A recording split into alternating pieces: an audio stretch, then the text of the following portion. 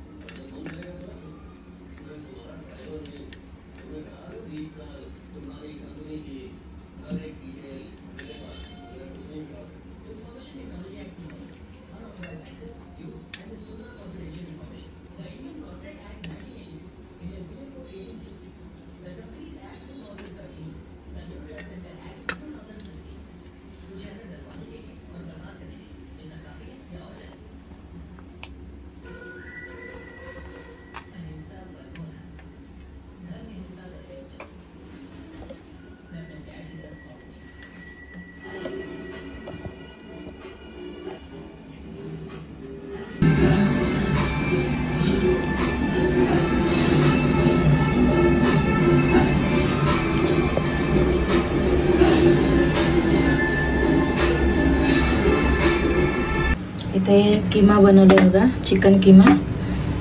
इथे कांदा बिंदा कापून ठेवलाय. इथे पाव गरम केलेत आणि इथे हा आता मिस्टरांना माझ्या दिवसभर थकून येतात त्यांच्यासाठी मस्तपैकी स्पेशल चिकन किमा पाव.